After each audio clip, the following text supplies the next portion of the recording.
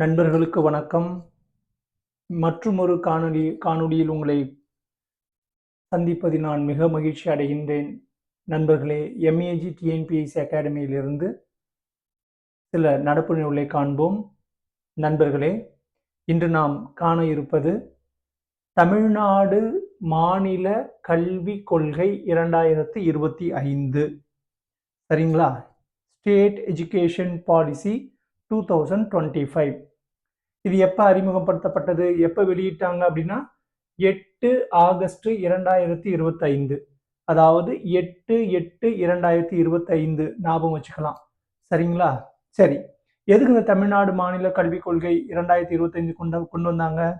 National education policy, தேசிய கல்விக் கொள்கை 2020க்கு மாற்றாக இதை கொண்டு வந்தாங்க. சரி, யாரோட தலைமையில் தமிழ்நாடு மாநில கல்விக் கொள்கை கொண்டு வந்தாங்க? தா முருகேசன் அப்படிங்கிற நீதிபதி. அவர் யாருன்னா தில்லி உயர் நீதிமன்ற முன்னாள் தலைமை நீதிபதி ஆவார். அவர் தலைமையில 14 பேர் கொண்ட குழு இந்த தமிழ்நாடு மாநில கல்விக் கொள்கை 2025 தயார் செய்தது. மேலும் இதில் இருமொழி கொள்கையை ஆதரிக்கின்றனர். இருமொழி கொள்கையை தான் நாங்க ஃபாலோ பண்ணுவோம், தமிழும் ஆங்கிலமும் அப்படின்னு சொல்றாங்க. இந்தியை எதிர்க்கிறாங்க, இந்தி மொழியை உள்ள கொண்டு வராதீங்க அப்படின்னு சொல்றாங்க. அதாவது மும்மொழி கொள்கையை எதிர்க்கிறாங்க, வேண்டான்னு சொல்றாங்க. எதிர்க்கல, வேண்டாம், எங்களுக்கு இதுவே போதும், இதிலே நாங்க திறம்பட மேம்பட்டு நிற்கிறோம் என்று சொல்கிறார்கள். அடுத்து 1 முதல் 8ஆம் வகுப்பு வரை உள்ள மாணவர்கள் அனைவரும் தேர்ச்சி பெறுவர் அப்படின்னு சொல்றாங்க. அதுக்கப்புறம் 10ஆம் வகுப்பு 12ஆம் வகுப்புகளுக்கு மட்டுமே பப்ளிக் எக்ஸாம். சரிங்களா? 11ஆம் வகுப்பு பப்ளிக் எக்ஸாம் ரத்து பண்ணிட்டாங்க. அது மட்டுமல்லாமல் இந்த தமிழ்நாடு மாநில கல்விக் கொள்கை 2025ல 5 வயதுக்கு மேற்பட்டவர்கள் மட்டுமே 1ஆம் வகுப்பில் சேர முடியும் அப்படின்னு சொல்றாங்க. சரிங்களா? இந்த மாதிரியான சிறப்பு அம்சங்கள் கொண்டதுதான் இந்த தமிழ்நாடு மாநில கல்விக் கொள்கை 2025. இது முதல்வர் மு.க. ஸ்டாலின் அவர்களுடைய தலைமையில் இருக்கும் பொழுது, அதாவது அவர் ஆட்சியில் இருக்கும்போது கொண்டு வரப்பட்டது.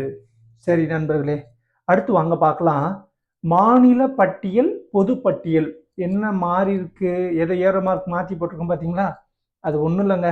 மாநில பட்டியல்ல முன்னாடி கல்வி இருந்துச்சுங்க, அதை பொது பட்டியலுக்கு மாற்றம் செய்தது முன்னாள் பிரதமர் இந்திரா காந்தி அம்மையார். எந்த காலகட்டத்தில்? அவசர நிலை காலகட்டத்தில். சரிங்களா?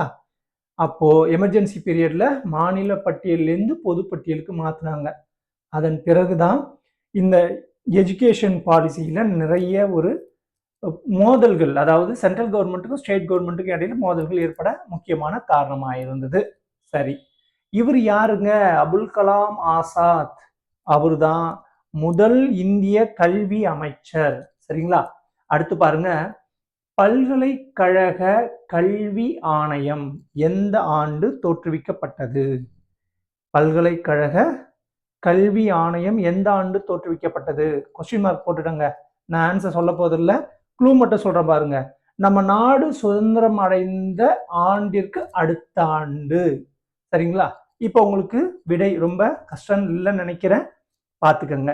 அடுத்து யுஜிசி, யூனிவர்சிட்டி கிராண்ட் கமிஷன், பல்கலைக்கழக மானிய குழு மற்றும் கோத்தாரி ஆணையம் எந்த ஆண்டு அமைக்கப்பட்டது அப்படின்னா 1964, 66 அந்த பீரியட்ல தான் இந்த ஆணையம் அமைக்கப்பட்டது. சரிங்களா?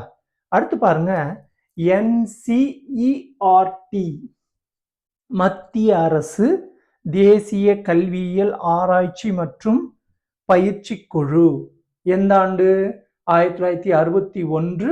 இந்த பயிற்சி, இந்த NCERT இருக்கு பார்த்தீங்களா, இது ஒரு அட்டானமஸ் பாடி, தன்னாட்சி குழு, மறந்துடாதீங்க. சரிங்களா?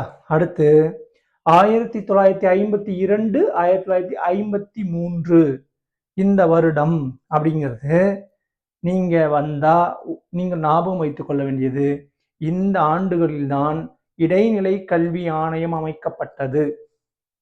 சரிங்களா நண்பர்களே? இப்போ நான் ஓரளவுக்கு இந்த ஒரு தேசிய கல்விக் கொள்கையாகட்டும், கல்வி எப்படி மாநில பட்டியலிருந்து பொது பட்டியலுக்கு மாறியது என்றதாகட்டும், சில முக்கியமான ஆணையங்களை பற்றியும் நான் இங்கே உங்கள் மத்தியில் நான் டிஸ்கஸ் பண்ணியிருக்கிறேன். நண்பர்களே, குறித்துக் கொள்ளுங்கள், வெற்றியை நோக்கி ஓடுங்கள். கண்டிப்பாக நீங்கள் வெற்றி அடைவீர்கள். நன்றி, வணக்கம்.